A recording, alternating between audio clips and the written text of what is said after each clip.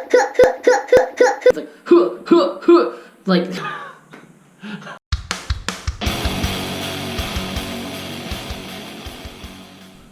So here we are, as you know, from the title of the video, going to be continuing that series of the real top 10 albums that changed my life. This is the 4th installment, and we are talking about 9 Inch Nails, The Downward Spiral. So,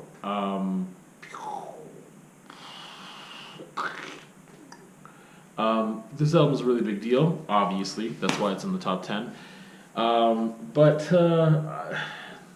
Yeah, it's a big deal for a lot of reasons, and we're going to get into those. Before we get into those reasons, first I have to say, I know that I've mentioned a high school friend of mine before named Derek.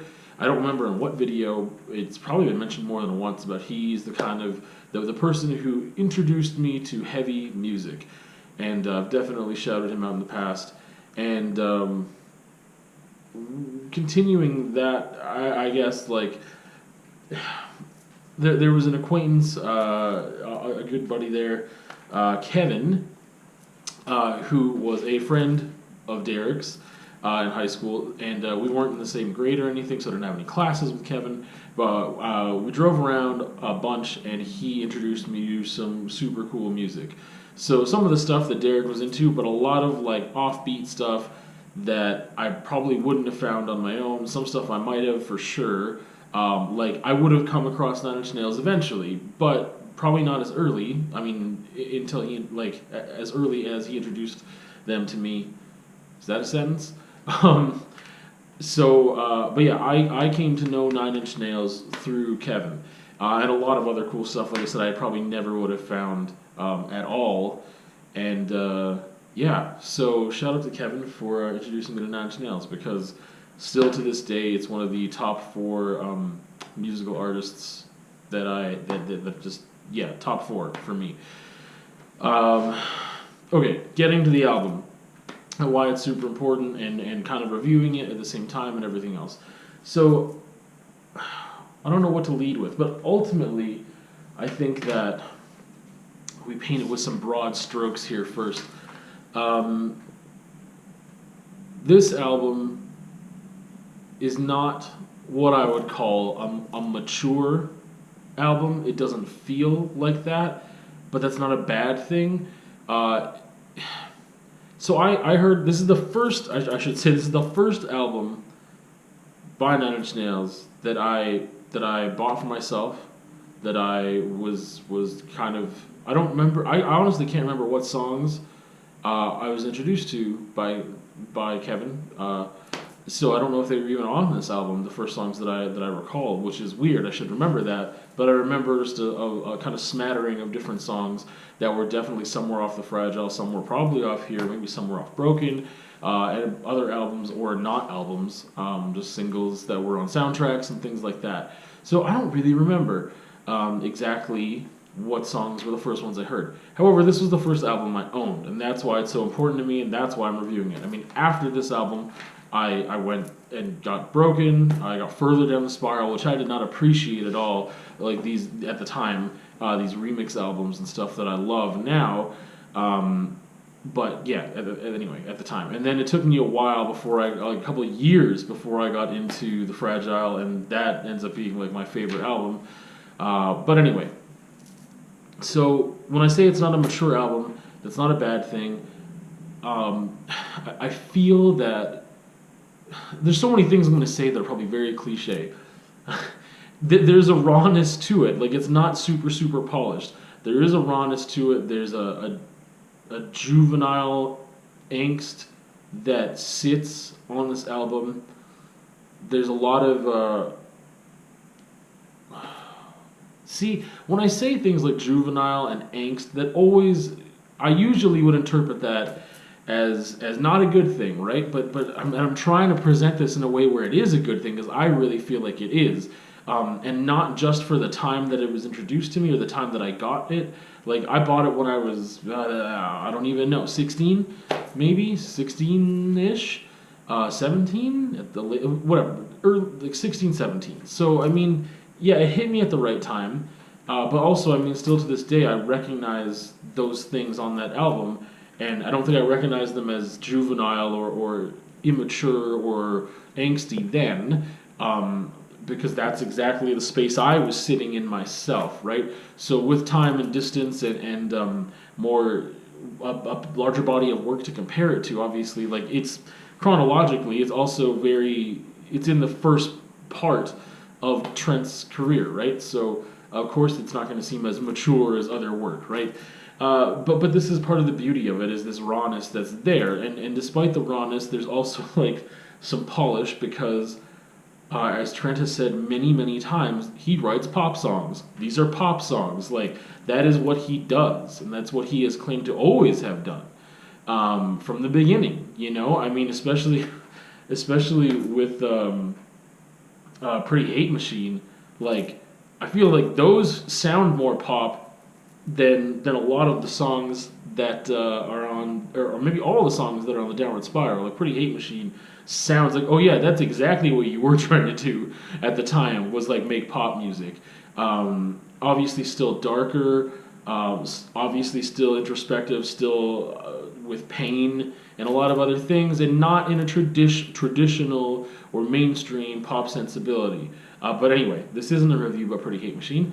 But anyway, it's still something that when I say there's still a polish to it, like despite the rawness that is on this album, The Downward Spiral, there is still this pop sensibility going on, because that is intentionally what's there. I mean, I don't think anyone would look at any of these songs and think of them as pop. Neither would I, not then, not now.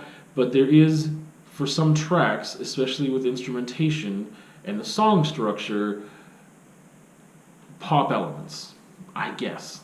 Let's put that there. But like I said, there is a rawness to it in a lot of ways, despite the fact that it's so, I think, meticulously constructed. I think that's really clear too, with the instrumentation and song structure and songwriting, that the rawness doesn't come through because of like, yeah, we're just in a like punk band in the garage and just like plugged in and just recorded the whole thing in one take. Like that's not the rawness I'm talking about. Like the production and what, I mean, Trent is known for too. Like this beautiful man here. He you know what I mean? Like his production is so key. I mean, it's everything. So I mean, like the meticulous nature that things seem to be done in, how detail oriented each tone is, and each sound that is being created, like this soundscape, this landscape, all these textures and layers, that is so prevalent on this album. I think, I don't want to say more than other albums, but maybe more than other albums, especially, you know, later in his career. There's albums that, I mean, he knows what he's doing at this point so much, and yes, I'm sure he continues experimenting, but this is to me this album that broke him out to a larger audience for a lot of reasons, but also like this is just, yeah, again, part of it will always be this is the first album that I was familiar with by him. And there's a funny story behind the first time that I ever knew about this album existing. I forgot to mention, which I usually do, what year the album came out. And so 1994 is when this album came out. And that's interesting. So, I mean, I've got a funny story about how I first came upon this. But before I really knew what it was. But yeah, anyway, so as a whole, that's kind of what we're sitting with. And I want to go into more detail about that. Obviously, this is going to talk a lot about, you know, the album in and of itself objectively, and also my personal relationship to it. And I feel like that's going to be really present with this album more than some other ones that I've talked about, or some other ones that I will talk about. One reason being, I guess I'll dive into that now, is this. So this is the Downward Spiral. It is black and red, and had nothing to do with these like black splatter marks or anything. But this is the Downward Spiral. This is the disc image that is on, well, the album. So, if I could get it out here, that'd be fantastic. I actually like used a marker on this thing to I had to photocopy it and I had to outline it. So it's in this pink marker, and I had to photocopy it for the artist at the time who was doing the tattoo. So, I mean, this is the disc image, right? Get a little closer there. I have that tattooed on my elbow for a reason. Maybe it's because I was like young and immature and naive, and I was just like, Nine Inch Nails is the best, and whatever else. And it was also just like, I think, a really cool placement for a tattoo like that. Just like if I'm gonna get an elbow tattoo, I mean that image seems to work really well. But anyway, it's also because it was really important to me then, and it's fortunately still a really important album to me now, even though I don't really listen to it that much. But yes, this album came out in 1994. Again, I was in high school when I bought it for the first time, so that would have been about 2002 or 2003 when I bought it. And then I got that tattoo in 2005. And so, yeah, like I said, fortunately, I still feel a direct connection with this album, feel very strongly about it. Because that would suck if I, went through 2.5 hours of hell of getting ink on my bone of my elbow and didn't enjoy this album still and feel very close to it, which I do. Anyway, speaking about the disc image, so I'm going to backtrack here. We're obviously going to go off the rails because this is me we're talking about here. So the first time that I ever saw this album, or ever heard of Nine Inch Nails, I didn't really know what the heck I was getting into. But, so again, the disc image here, of the downward spiral, to me, like a fossil, or like a shell, or like a fossil, shell, fossil, or whatever, is kind of what I see when I look at that image, and I think that's what most people might see. Anyway, when I was in elementary school in Lethbridge still, I remember there was a classmate of mine named James, who was the whitest kid ever, and I don't mean culturally, I just mean like the palest kid I've ever seen ever without being albino. Neither here nor there, sorry James, even though I doubt you'll ever see this. But I remember we were hanging out after school, at the school, and we came across that disc, and it was like broken, and it was on the ground. And I was looking at it, and I was like, what the heck? What is this thing? Like the majority of the disc was still available. The image was still there. Like, it was intact for the most part, but it had like a chip out of it, and it was scratched up, and it was kind of broken. And I was just like looking at it, and I was like, what is this? And he's like, oh, that's Nine Inch Nails. My brother listens to them. And so, this came out in 94, right? So, I would have been I'm too lazy and stupid to do the math right now. 94. So in 97, I was about 10 or 11 years old. So there you go. I would have been like 7 or 8 or something when the album came out. I don't remember exactly when we found it. Probably when I was in grade 4 or 5. But yeah, we found it there, and it was kind of like broken, and I was like, what is this? And it was also one of the first times I'd seen a CD, too, so it wasn't just because it was like this weird disc image art, it was also because I hadn't really seen a CD before then, especially lying on the cement and on the ground, and that blows my mind to this day, is who would be so careless with that CD? It would have been brand new, probably would have cost $20 at the time, and you know what I mean? It was anyway, so he was saying his brother listened to them, and I thought he said 9 Inch Snails, and I put that together with the the disc image because it looked like a shell, and I was like, what the heck? Anyway, just a funny thing that that was my first introduction to 9 Inch Nails, and that album specifically was seeing it broken on the ground at my school. But anyway, okay, moving on. So so I get introduced to the band through Kevin. Just doing the cruise lap and stuff like that at Outlook when I'm in high school. I buy the Downward Spiral. I get really into it. From the very start of the album, it's I'm going to use the term aggressively introspective. But at the very, I guess the word aggressive is what I was thinking of. But I'm going to mention aggressively introspective with a couple of songs because that's what I feel is really beautiful about this album. But at the very beginning, I don't know what I'm hearing. It's like a hitting noise, and then and then like it sounds like someone is in pain, and it sounds like almost somebody is like making noise with every hit. It sounds like abuse is what it sounds like. It's like huh, huh, huh. Like I don't even know why I attempted to emulate the sound, but I should just play a couple seconds of it there. Maybe I'll insert that there, and I'm sure it'll be fine.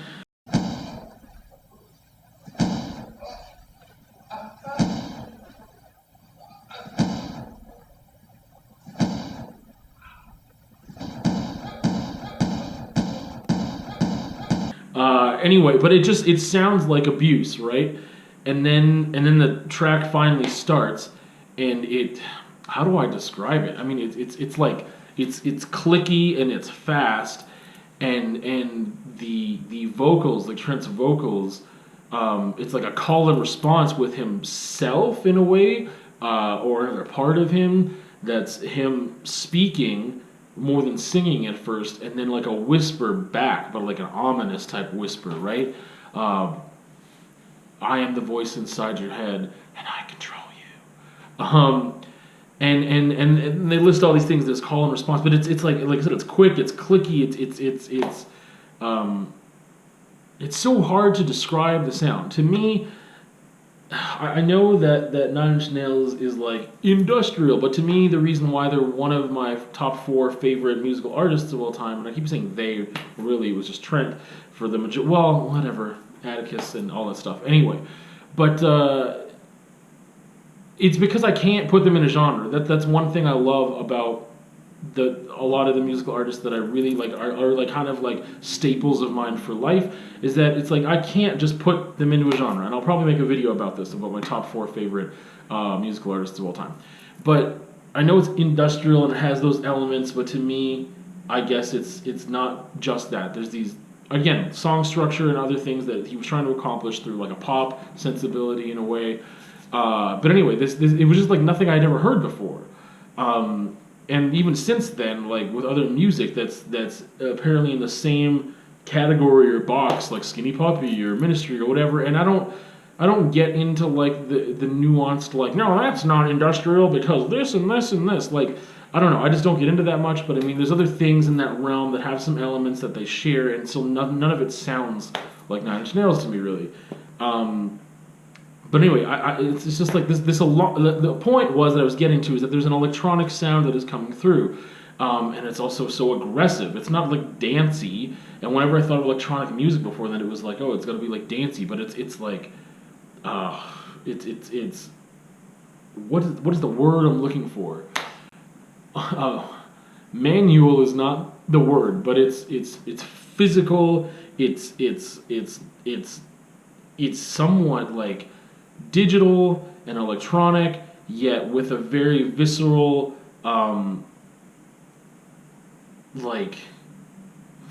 physical sound. Like, I don't know how to explain it. Like, when I think of it, when I heard like the music, and like I said, there's like a clickiness. Like, analog, I guess that was the word I was looking for. But I mean, it's not so digital or electronic that it feels far away, that it feels overproduced, that it feels too glossy. You know what I mean? Like, I can picture someone hitting real instruments, even though that's not what's really happening for a lot of the time. But I can feel these things, like that's what it feels like. Is that like that? There's like somebody's playing something. It's so hard to describe. But anyway, getting back to this aggressively introspective thing, because I want to obviously talk about the lyrics and stuff like that too. But as for the sound, I don't want to get too much into the sound, except for, again, I'm just going to end up repeating myself. It doesn't sound poppy. I know that intention of Trent's is to make pop songs, and I think some of that is with song structure. Part of it is with his lyrical content, and part of it, I mean, it's over my head, honestly, to talk too much about it. But that doesn't necessarily just come off as like, oh yeah, these are pop songs. Like I said, Pretty Hate Machine, it kind of sounds like that for the time that it was made in.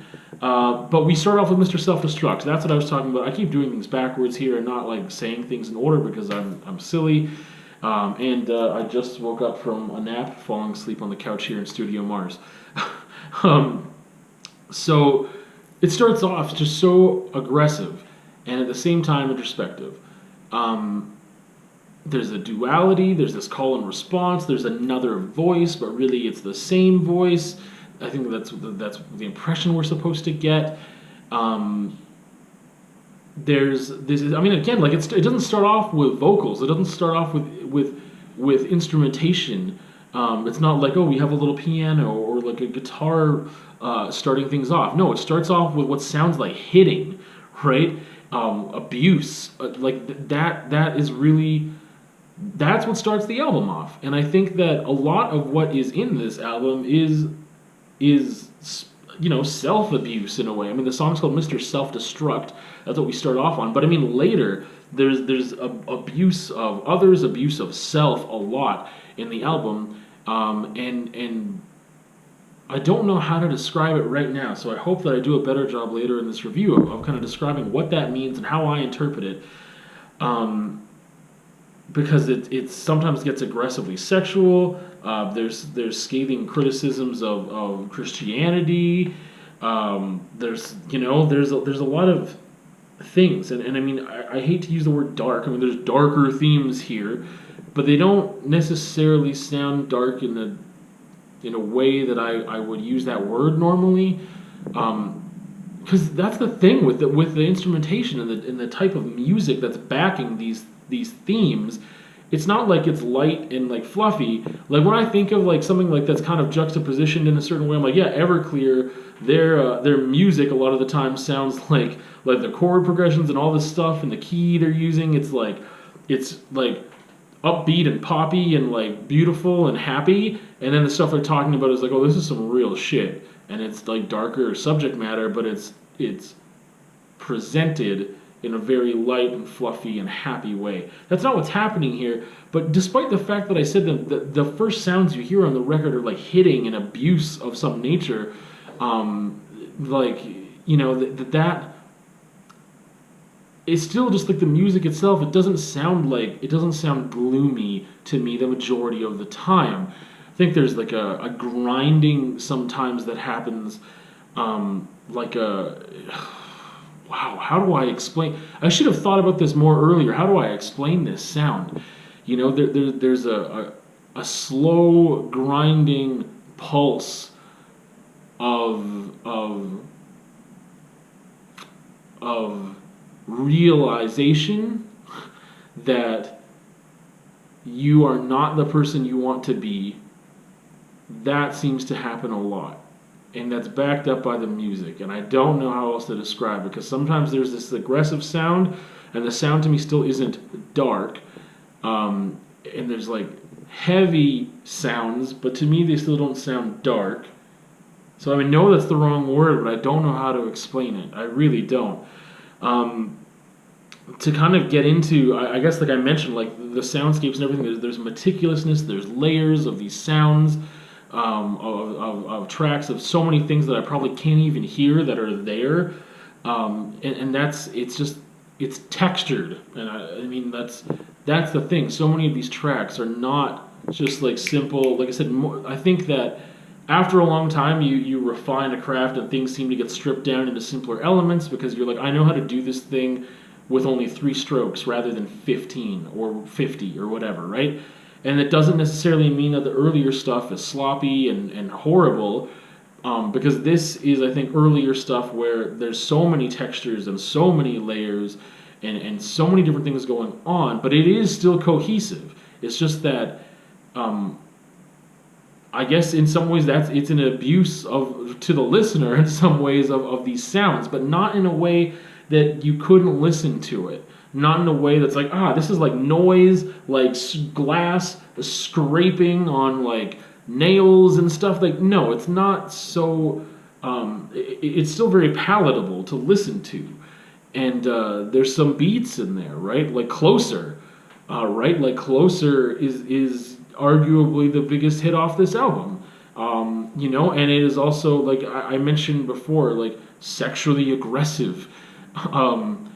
That you know, that this is a very, this song I don't think accurately represents the whole album. Just like Hurt does not accurately represent the whole album. And as a side note, I have to mention, because there's still people to this day that think that Johnny Cash wrote the song Hurt. No, this is a Nine Inch Nails song. Trent Reznor wrote this song, and it's on the album, and Johnny Cash covered it many years later. So just need to get that out of the way. It's one of the biggest pet peeves of mine. And anyway, so I mean, yeah, like Closer, I don't think is representative of like this is what this whole album sounds like, because it is so aggressive, and it's not as introspective as other tracks. I feel like there is introspection there. He's saying, you know, like he's talking about things that he wants to do in certain actions, but it's expressed in a more raw, demeaning, aggressive way. It is definitely picking himself apart and saying, yeah, this is me, this is who I am, this is what I want right now, and this is what it means to want that. But still, it comes off as more of like, as not as introspective as other tracks. I think a lot of people will focus on the fact that it's like something he wants to do to others, something where someone else is being objectified or whatever else, right?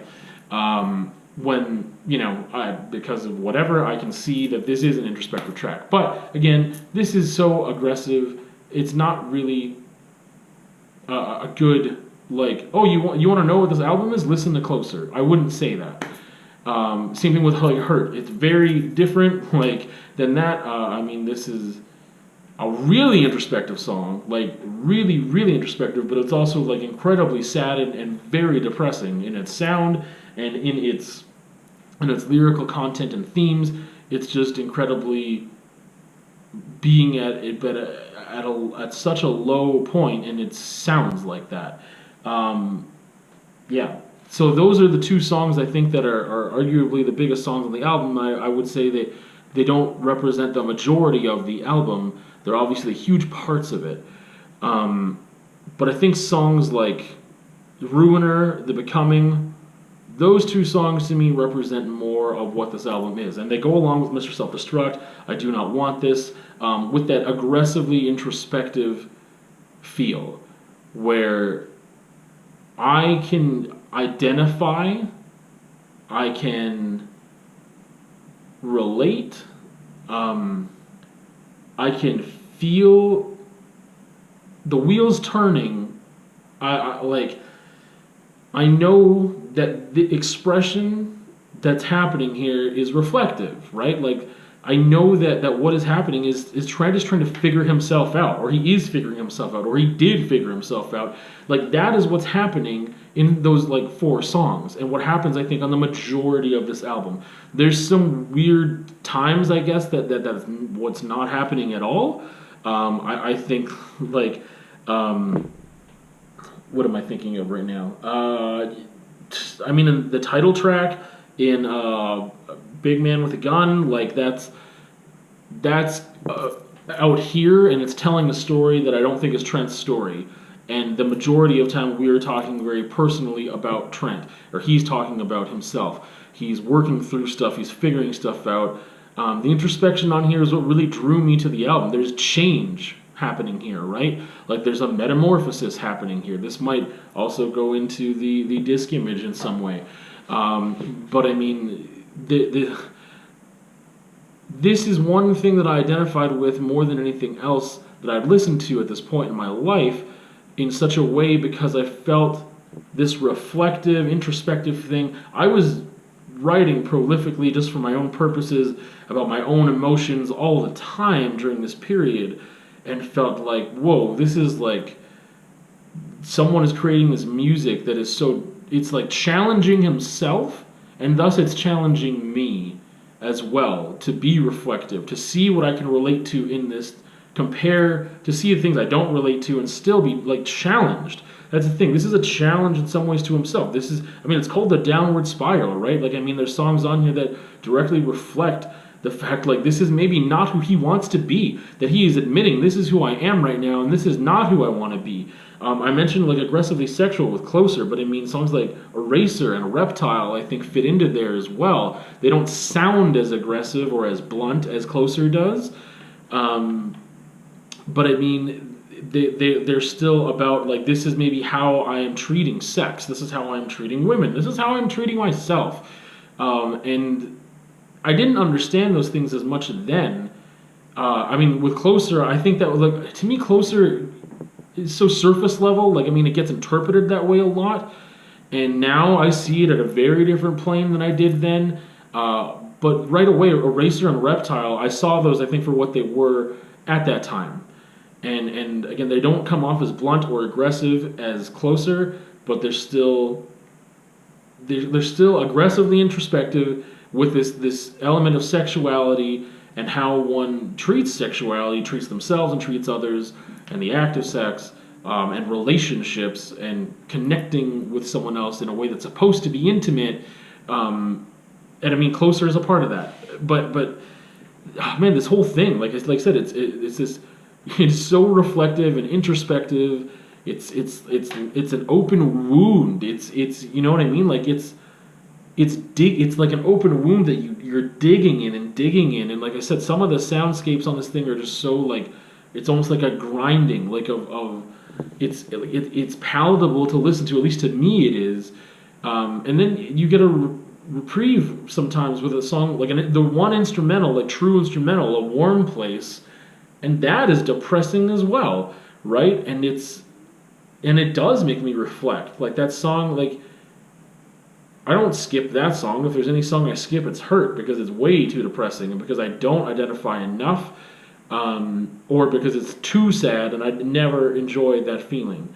I feel like in trying to wrap things up, I mentioned like Mr. Self-Destruct, Ruiner, The Becoming, I Do Not Want This. I didn't say those were my favorite tracks, but those are my favorite tracks, and I feel coincidentally that those are also what really represent the album as to what this album is about. Like I said, there's some offshoots here that I feel like are out here, like I mentioned Big Man with a Gun. I didn't mention Piggy, but that would be part of it. Even Heresy is a little more out here and critical of social landscapes, whereas most of this is critical, like self-critical. Most of the album is here, and there's some songs that are out here. They're not bad songs. They're just, to me, like they're a part of this album, and it's not like they don't fit on this album. They do. The album is amazing as a whole. But this is, I mean, this album is angry. And to me, what it really is at its core and at its strength is being aggressively introspective. And I've said that so many times. I hope it gets in your head. But to wrap things up, again, without the risk of sounding corny, I mean, this takes you on a personal journey. This is a journey of self-discovery. No, not really. But I mean, this is so personal and close to the chest. And just like, to me, it just sounds like this open wound that we're digging in. And it's sometimes we're digging into it with such blunt, like, instruments, like, so aggressively. And other times it feels like we're carefully, like trying to get dirt out of the wound. Like, no matter what, we're still trying to get in there, but it's just the way that it's handled. There's variances on this album. There's great nuance. There's definitely, it's not the same thing we're hearing with every track. There's a wide diversity in the way that these, sometimes the same subject I feel is handled, that it still makes it feel fresh and different from some other songs on here. It's so impactful to me. This is the first album that I really, really, really feel was art. Before I really understood what art was, before I ever thought of myself as an artist, before I came to even understand that I appreciated art, or like I said, for me to even define what art is or what it isn't, this album was art. I was like, this is so personal, it's poetic, it's sometimes masterfully written, like with its words, but definitely with its production and musicality. The textures, the layers. There's so many hidden things that I probably or no one can even really hear that are there that add to the album as a whole. But to me, this was art. This was pain. This was an expression of self, and that is so important to me to this day. Self-expression, period. That's a lot of what art is, and I feel like this album was saying, here it is, and it's raw, but again, it's not raw in a way that is trying to come back to this, and it's if I say it's immature, it's not negative. You know what I mean? Like, it hasn't matured yet. And it was perfect in what it was, though. It shouldn't have been mature. This is what it needed to be at the time, and this is what it is. And it has angst, and it's beautiful in that angst, and it doesn't come off. I've said immature, and I've said juvenile, and I've said angsty, and all these things that are associated with being negative things and crappy things. And I don't know how to take that back. It doesn't come off stupid. It doesn't come off like I want to roll my eyes. It comes off as like, this is pain, this hurts, I identify with this, this person is struggling. Like, that's what it comes off as, the way that I think it was intended to. And there's so many themes to this album that I identified with, and I still do to this day. It challenges the listener, I think. Like, I think any listener can listen to it and be challenged by it if they're truly trying to understand and absorb the album and the majority of songs on it. I think that introduces a lot of themes that sometimes, unfortunately, get just seen for their surface level, which, like I mentioned, Closer. I think there's way more to that song that people aren't necessarily getting when they listen to it. I think, this song's about relationships, but mostly relationships of self. And again, self-expression to me is one of the most important things I can think of in my life, and it goes hand in hand with art, and because my art is expressing myself, even if it's just design work. But this is not design. This is function. This is healing. This is maybe not healing in a traditional sense, but I mean, it's the fact that it's external processing. It's trying to understand oneself. This is like a philosophical record. This is art. This is beautiful. That's the Downward Spiral, and why it's so important to me and to music and to everyone ever, all time. That's going to do it for this album right now. Hopefully, again, I can get back on track with making these and finish up this series of the real top 10 albums that changed my life soon, because I wanted to have it done probably already, and I skipped so many weeks where I didn't do a review. So stay tuned, and we'll continue on this road. We have 6 albums left. Thanks for tuning in. We'll see you on another time.